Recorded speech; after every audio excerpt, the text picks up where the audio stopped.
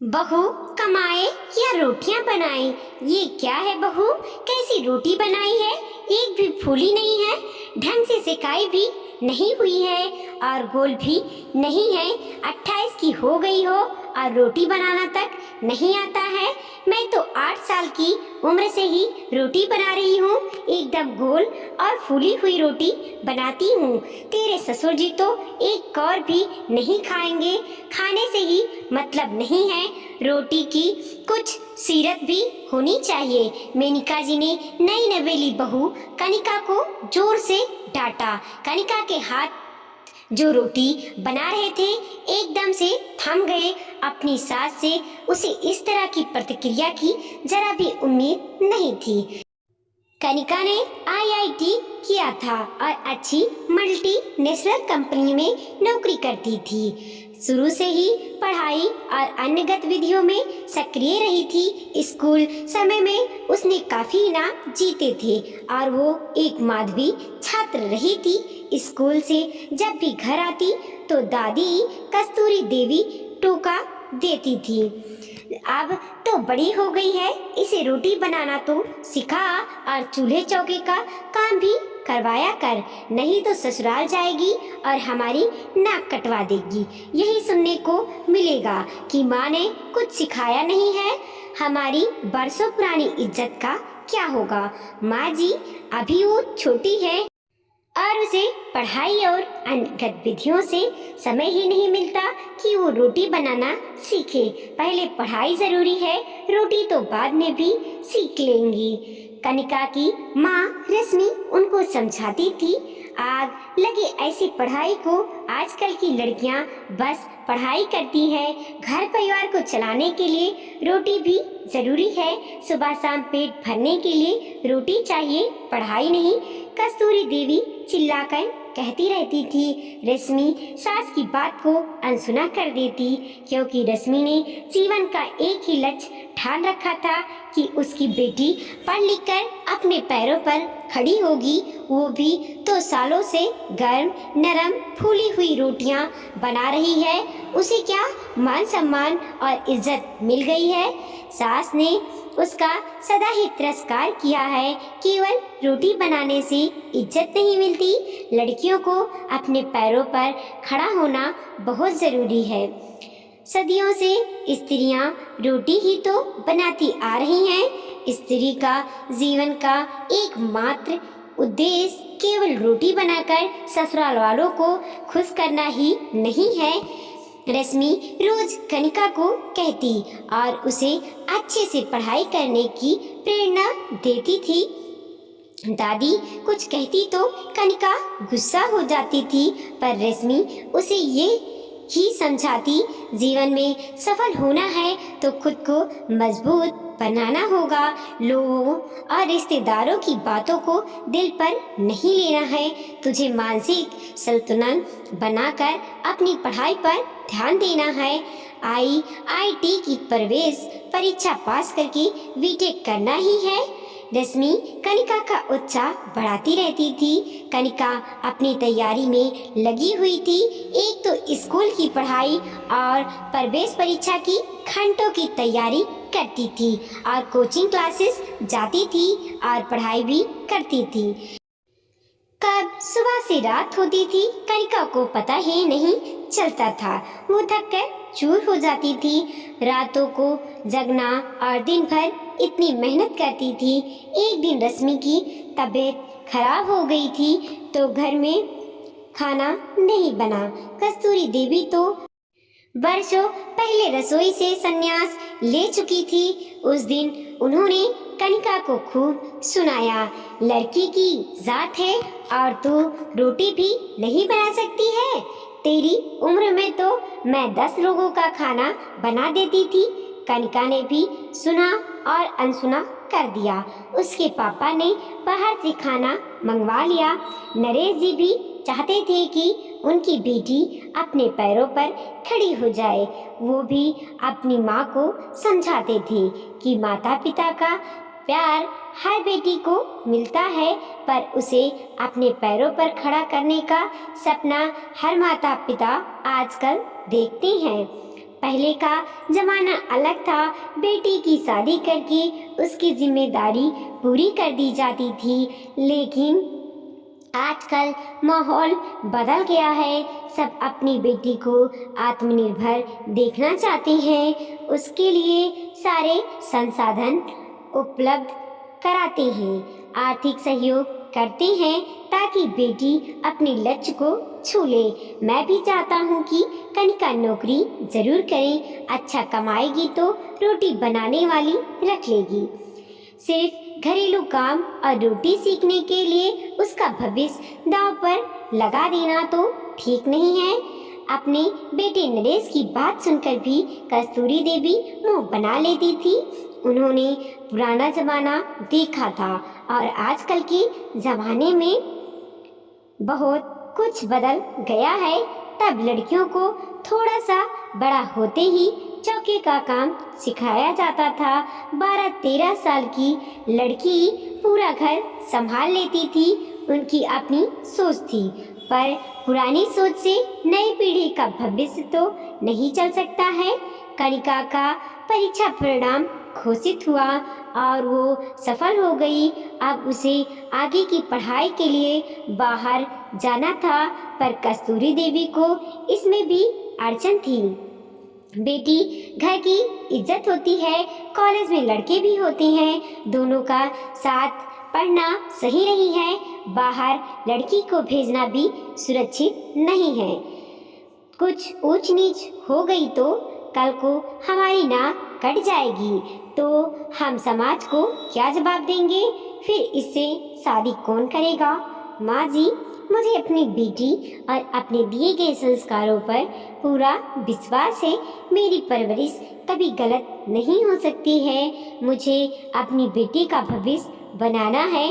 रश्मि और नरेश अपनी बेटी कनिका को शहर छोड़ आए।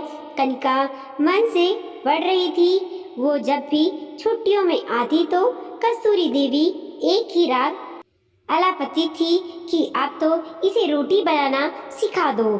शादी की उम्र हो चली है, कुछ साल बाद शादी हो जाएगी तो ससुराल वालों के ताने सुनने को मिलेंगे। माँ जी, जरूरी नहीं है जीवन भर हमने जो किया है वही हमारी बेटी भी करे। आजकल बेटी रोटी चाहे बनाना नहीं जानती है, पर आजकल की बेटियां रोटी कमाना जरूर जानती हैं। समाज की सोच में बदलाव आ गया है, आप भी अपनी सोच बदल लें। इस बार कस्तूरी देवी के पास कोई जवाब नहीं था। कनिका की पढ़ाई पूरी हो गई थी और अब वो एक मल्टीनेशनल कंपनी में काम करने लगी थी। नरेश जी और रश्मि उसके लिए रिश्ते देख रहे थे, पर उसे कोई भी पसंद नहीं आ रहा था। उसने भी कोई लड़का अपने लिए कभी पसंद नहीं किया, सब कुछ अपनी मम्मी पर छोड़ रखा था। एक दिन रश्मि के पास मनीष का रिश्ता आया, जो उसके दूर की बहन के ससुराल से था। रश्मि ने सब देखा तो उसे घर और वर पसंद आ गया। लड़के वालों की मांग थी कि लड़की पढ़ी लिखी और कमाऊ होनी चाहिए।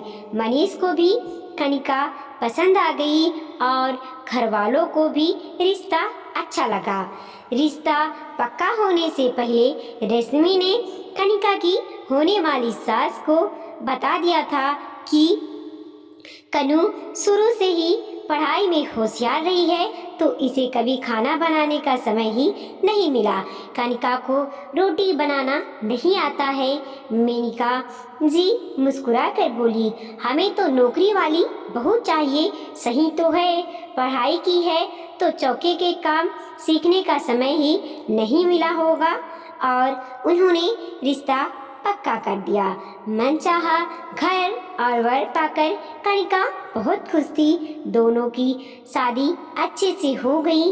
सारे रस्मों रिवाज चल रहे थे। कनिका से पहले तो मीठा हलवा बनवाया गया, जो उसने YouTube से देखकर बना दिया। बाद में चकला बेलन देकर रोटी भी बनवाई गई। उसे कच्चा कच्चा पता था। पहली बार बेलन हाथ में लिया और रोटी नहीं बना पाई तो सास ने सब मेहमानों के सामने ही ताना दे दिया। कनिका अपनी सास का बदला स्वरूप देखकर हैरान थी। घर में सास ससुर ननद देवर और मनीष थे। रोज किसी न किसी रिश्तेदार के यहाँ खाने का न्योता मिल रहा था। सप्ताह भर बाद सामान्य दिनचर्या शुरू हो गई। कनिका की छुट्टियां भी खत्म हो गई थी। मम्मी जी, मैं कल से ऑफिस जाऊंगी, सुबह कैब आ जाएगी, मेनका जी ने बोली। वो तो ठीक है, पर रोटी कब बनाओगी? रोटी बनाना तो घर की बहू की जिम्मेदारी होती है। तुम्हें तो रोटी बनाना ही नहीं आता है, वो तो बहुत ज़रूरी है। जल्दी से सीख लो, अब तुम्हें ही रोज़ बनानी है। कनिका कहती है, मम्मी जी, मेरी मम्मी ने आपको पहले ही साफ साफ बता दिया था मुझे रोटी बनाना नहीं आता है। तब तो आपने कुछ भी नहीं कहा।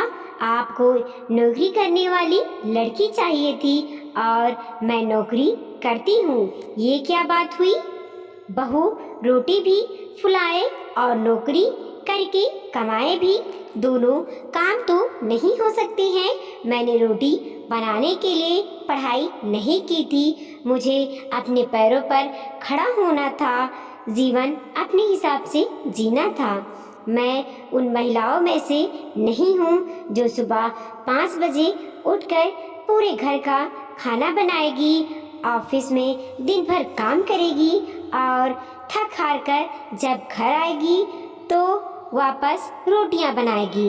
मैं मशीन नहीं हूँ, इतना ही करूँगी जितना शारीरिक क्षमता होगी। क्या कहा? तुम तो आते ही मम्मी से जुबान लड़ाने लगी। इस तरह कोई अपनी सास को कहता है क्या? भाभी, आप में जरा भी शर्म और लिहाज नहीं है, ननद मधु ने तेज आवाज में कहा। आपको मम्मी ने थोड़ा सा क्या कह दिया, आप तो बदतमीजी पर उतर आई। मधु, मैंने कोई बदतमीजी नहीं की है, बस अपनी बात रखी है, कनिका बोली। तभी कनिका मधु को देखकर बोलती है, मम्मी जी, आप चिंता क्यों कर रही हैं? अब बहू आ गई है तो आप तो खाना नहीं बनाओगे। मैं नौकरी करने बाहर जाऊंगी तो रोटी का काम मधु संभाल लेगी। अब इसकी कॉलेज की पढ़ाई भी पूरी हो गई है, 1-2 साल में इसकी शादी हो जाएगी। मेरी मम्मी ने तो मुझे रोटी बनाना सिखाया नहीं है, पर आपने तो अपनी बेटी को रोटी बनाना ज़रूर सिखाया होगा। कनिका की बात सुनकर मेनका जी और मधु दोनों अचंभित थे। जब मेरी बहू रोटी नहीं बनाएगी तो मेरी बेटी क्यों बनाएगी? ये काम तो बहू का होता है, तुम अपना काम मेरी बेटी पर नहीं थोप सकती हो। मेनका जी जोर से बोली, मम्मी जी, माफ़ करना, 1-2 साल बाद जब मधु की शादी होगी तो वो भी तो बहू बनेगी और आपके विचार से हर माँ का फर्ज है कि वो बेटी को कमाना भी सिखाएं और फूली हुई रोटी बनाना भी सिखाएं। आप भी अपना फर्ज पूरा तो करोगे ना? नहीं तो मधु की सास भी आपको ताना देगी कि आपने इसे रोटी बनाना नहीं सिखाया। कनिका ने बड़े आराम से कहा, मधु को भी रोटी बनाना नहीं आता था। मेनका जी ने उससे कभी रसोई का काम ही नहीं करवाया था। पढ़ाई पूरी करने के बाद वो भी नौकरी ढूंढ रही थी और उसके लिए लड़का भी देखा जा रहा था। अब बात अपनी बेटी पर आई तो मेनका जी की बोलती बंद हो गई। कनिका की बात को वो क्या जवाब देती? कनिका गलत भी तो नहीं कह रही थी। मम्मी जी, बहू को कहना बहुत आसान है, बहू की माँ को ताना देना हर सास अपना जन्म सिद्ध अधिकार मानती आई हैं। मैंने पढ़ाई की इतनी मेहनत की है और मैं इसे चूल्हे चौके में नष्ट नहीं कर सकती। आप चाहते हो आपकी बहू ऑफिस से कमा कर भी लाए और घर आकर चौके में पसीना भी बहाए। जब आदमी घर पर थका मांदा आता है तो उसे गर्म खाने की थाली परोसी जाती है। वो मर्द है, कमाकर लाया है, तो क्या हम महिलाओं को ऑफिस से आकर थकान नहीं होती है? हमसे ये उम्मीद क्यों की जाती है कि हम कमा कर भी लाएं और आते ही सबके लिए खाना बनाने में भी जुट जाएं। आदमी एक गिलास पानी भी खुद लेकर नहीं पीता है और औरत को पूरी रसोई की जिम्मेदारी सौंप दी जाती है। मैंने एक खाने बनाने वाली से बात कर ली है तो वो कल से सुबह का नाश्ता, दोपहर और रात का खाना बना देगी। खाना बनाने वाली को पैसे मैं अपनी सैलरी में से दूंगी, क्योंकि मैं कमा रही हूँ। मैं रोटी बनाऊंगी तो नहीं, पर खाने वाली से बनवाकर आप लोगों को गरम और फूली हुई रोटियां जरूर खिला दूंगी। कनिका के चेहरे पर आत्मविश्वास की चमक थी। मेनका जी और मधु देखते रह गए और कनिका पर्स उठाकर ऑफिस के लिए चल दी। दोस्तों, सदियों से स्त्रियां रोटियां ही बनाती आ रही हैं और अब वो अपने पैरों पर खड़ी हैं, तब भी उससे यही अपेक्षा की जाती है। समाज को अपनी सोच बदलनी चाहिए। वीडियो को लाइक कीजिए, कमेंट कीजिए और अपने दोस्तों के साथ ज़रूर शेयर कीजिए। चैनल पे नए हैं तो प्लीज़ सब्सक्राइब कीजिए और देखते रहिए मोटिवेशनल स्टोरी।